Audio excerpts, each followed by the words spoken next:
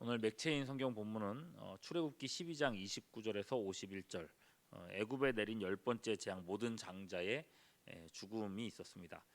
이 일로 바로는 완전히 항복하고 이스라엘은 출애굽하게 됩니다. 누가복음 15장은 잃은 양에 관한 비유, 또 잃은 돈에 관한 비유, 잃은 아들에 관한 비유입니다. 욥기 30장 욥의 마지막 말들로서 탄식과 절규로 채워져 있습니다. 고린도전서 16장은 그리스도를 믿는 사람들의 선한 생활에 대해서 권면하고 있습니다. 오늘도 말씀 읽기를 통해서 많은 은혜를 누리시기 바랍니다. 어제 말씀 29장에서 욥은 고난 받기 이전에 자신의 모습에 대해서 이제 회상을 했습니다.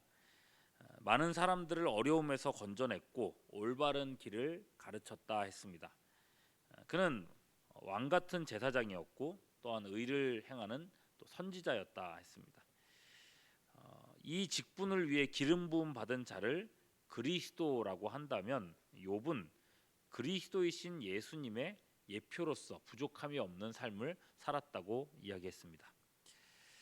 욥은 하나님도 인정하시는 의인이었고 그 의인이 지금 까닭 없이 고난을 받고 있습니다. 의로운 가운데서 당하는 고난이다라는 점에서 욥의 고난도 예수님의 순환을 예표한다고 말할 수 있겠죠. 바로 그런 면 때문일 겁니다. 오늘 본문에서 욥이 했던 이 많은 말들이 예수님의 순환을 예고하는 시편 22편에서 그대로 많이 차용되는 것들이 참 많습니다. 욥이 당하고 있는 고난과 시편의 22편에 예표된 예수님의 고난이 어떻게 연결되는지 오늘은 그 부분을 좀 정리해 보도록 하겠습니다.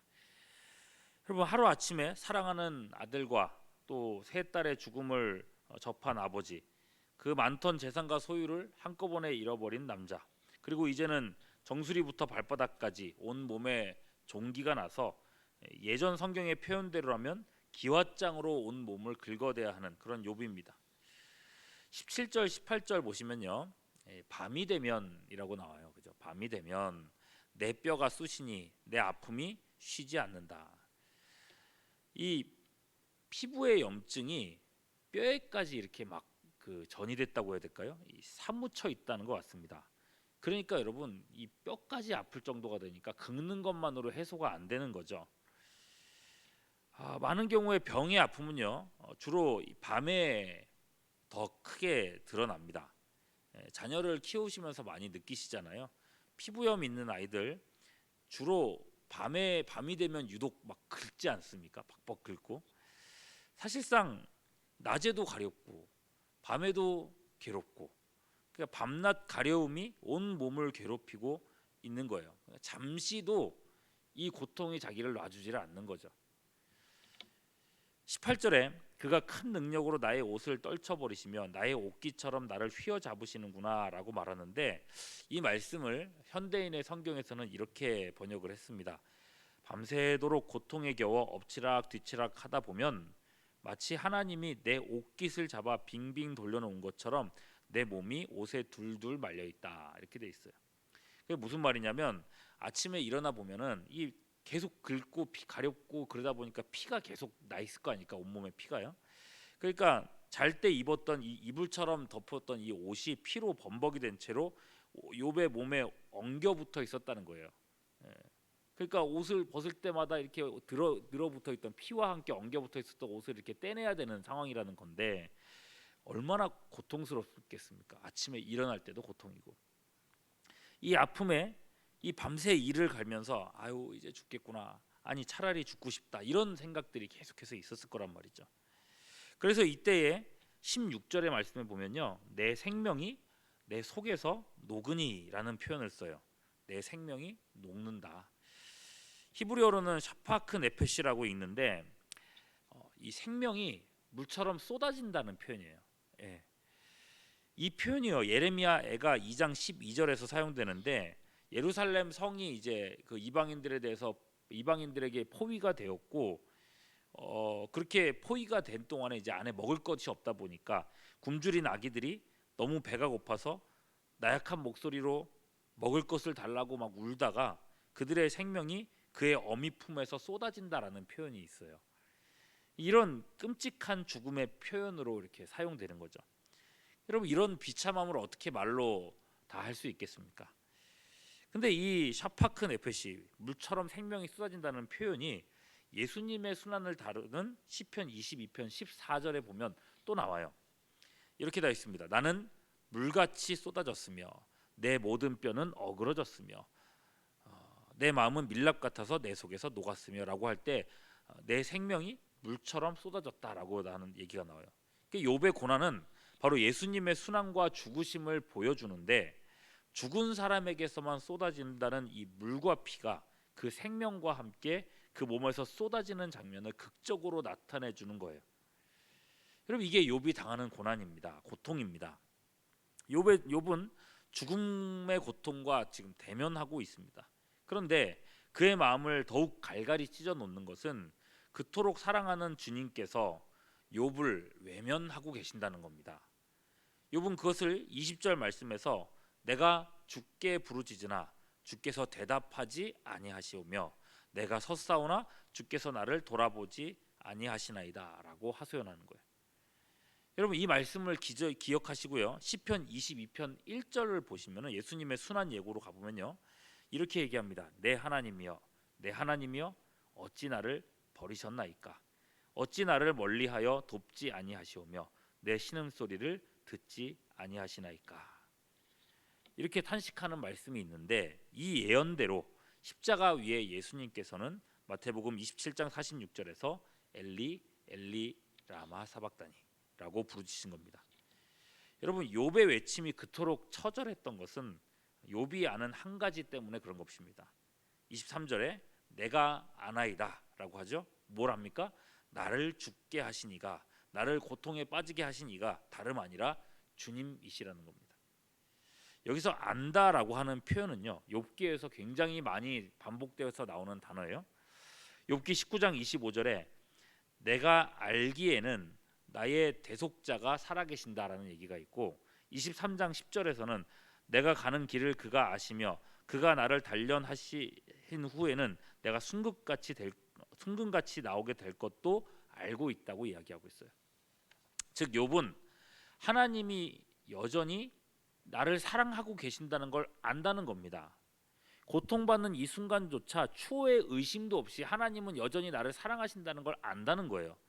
그 하나님이, 나를 사랑하시는 그 하나님이 나를 저버리다니, 기도하는 순간에도 나와 함께 그렇게 기뻐했고 하나님의 임재와 그런 것들이 확신이 있었는데 그 하나님이 나를 지금은 저버리고 계시다니, 있을 수 없는 일이라는 거죠.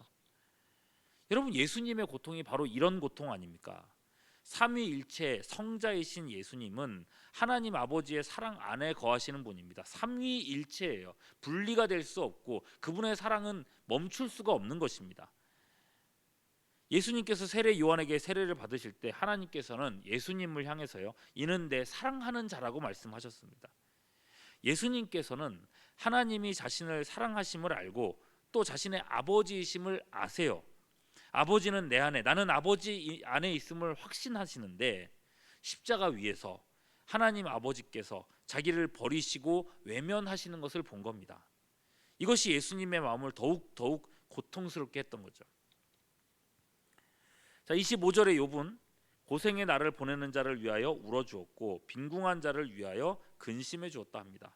하지만 그는 선행에 대한 보상은커녕 죄인처럼 심판을 받고 있습니다.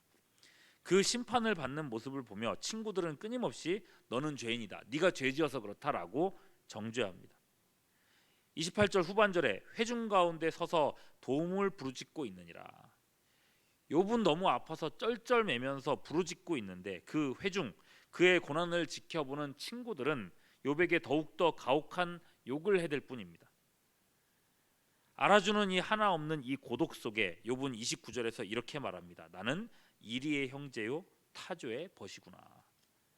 이 말에는 욥의 참담한 심정이 농축되어 있습니다. 이제 다시 시편으로 가보시죠. 예수님의 순환을 예언하는 22장 6절에서 8절 말씀. 나는 벌레요 사람이 아니라 사람의 회방거리요 백성의 조롱거리니이다. 나를 보는 자는 다 비웃으며 입술을 비축거리고 머리를 흔들며 말하되 그가 여호와께 의탁하니 구원하실 걸 그를 기뻐하니 건지실 걸 하나이다. 여러분, 종려나무를 흔들며 호산나 외치던 사람들이 폭도가 되어 예수님을 정죄하죠. 사랑하는 제자들은 예수님을 떠나 뿔뿔이 흩어졌습니다. 나는 그를 모른다, 또 모른다, 모른다 하며 예수님을 저주하던 베드로와 눈이 마주칩니다. 무엇보다 십자가 위에서 하나님마저 고개를 돌리시자 이제는 무너져 버렸습니다. 그때 예수님의 심정은 이와 같은 것이었습니다. 나는 벌레요 사람이 아니구나. 30절에 피부가 검어졌다라고 하는 표현은 장례식에서 상복을 입고 있다는 뜻으로 극한 슬픔에 대한 은유적인 표현입니다. 그래서 31절에 내 수금은 통곡이 되었고 내 피리는 애곡이 되었다라고 얘기해요. 욥은 자신의 아픔 속에 그저 함몰되어 있는 게 아니었습니다. 자신은 극한 고통 속에 있으면서 훗날 오실 대속자 그리스도의 고난을 조금씩 더 분명하게 바라보고 있는 것입니다. 자신의 대속자에게 초점을 맞추고 그를 자신의 소망으로 삼고 있는 것입니다. 19장 25절에서 이미 욥은 이렇게 고백한 바가 있습니다. 내가 알기에는 나의 대속자가 살아계시니 마침내 그가 땅 위에 서실 것이라. 땅 위에 서실 대속자, 하나님의 아들 예수 그리스도이십니다. 여러분, 우리가 언뜻 보기에 욥은 온통 자신의 고난에만 함몰되어서 그냥 고난만 생각하고 있는 것처럼 보이잖아요. 근데 그렇지가 않습니다. 그는 자신의 고난으로부터 점차 그리스도의 고난으로 눈을 돌려가고 있는 것입니다. 그렇게 이제는 그리스도를 자신의 구속주로 고백하며 욥기의 처음과 끝에 번제를 드리게 되는 것입니다. 자, 욥의 고난을 바라보면서 이제 우리 자신을 돌아봐야 하겠습니다. 우리는 예수님의 순환을 얼마나 자주 묵상하고 기억하고 있습니까? 예수님의 고난은 1년의 고난주간 정도 되었을 때 그 고난을 잠시 기념하는 것에서 그치지는 않는가 싶습니다. 심지어 그 고난주간에조차도 예수님의 순환은 그저 이론이지 내 가슴과 폐부를 찌르는 회개까지 가지 않는 때가 얼마나 많습니까? 물론 우리도 고난을 참 많이 묵상합니다. 그리스도의 고난이 아닌 우리 자신의 고난을 말이죠. 내가 당한 고난에 온통 함몰되어 있어서 그리스도의 순환보다 마치 내 고난이 더 큰 것인 양 그렇게 여길 때가 많아요. 여러분, 이런 신앙에 내 아픔 속에만 그저 함몰되어 있는 그런 신앙 속에 감사가 나올 리 만무하겠죠. 여러분, 어떤 찬양의 첫 줄 가사입니다. 왜 나만 겪는 고난이냐고 불평하지 마세요. 여러분, 성숙한 신앙은 좀 다른 것 같습니다. 나의 고난, 내가 당하는 그 어려움들 속에서 우리는 그리스도의 못 박힌 손과 발을 볼 수 있어야 합니다. 머리에 찔린 가시 면류관을 기억할 수 있어야 합니다. 그가 침뱉음을 당하시고 벌거벗겨지셨음을 전율해야 하는 거예요.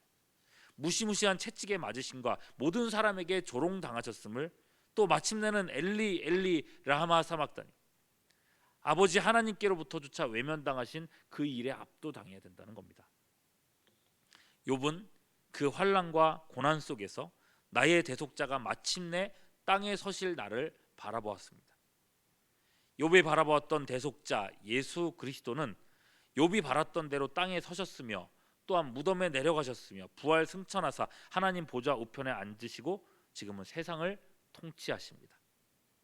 하이델베르크 요리분답 1장이 이야기하듯이 사나 죽으나 우리의 유일한 소망과 위로는 나의 구속자 예수 그리스도이시며 내가 그 예수 안에 속한 사람이라는 그 한 가지 사실인 것입니다. 나의 고난, 또 역경과 환난, 누가 알겠습니까? 장례 예배 때 항상 드리는 말씀이 있어요. 가족을 잃은 슬픔을 위로할 사람이나 말은 없습니다. 오직 그리스도의 십자가 위에 그리스도만이 우리를 위로하시며 우리의 마음을 만지시며 회복시키십니다. 나는 벌레요 사람이 아니라 외치시는 주님의 고난을 깊이 묵상하시고 그 고난을 바라보기에 우리에게 주어진 어려움과 환경을 인내로써 이겨내며 욥의 신앙을 계승하는 신앙의 또 위인들 될 수 있기를 주님의 이름으로 축원합니다. 기도하겠습니다.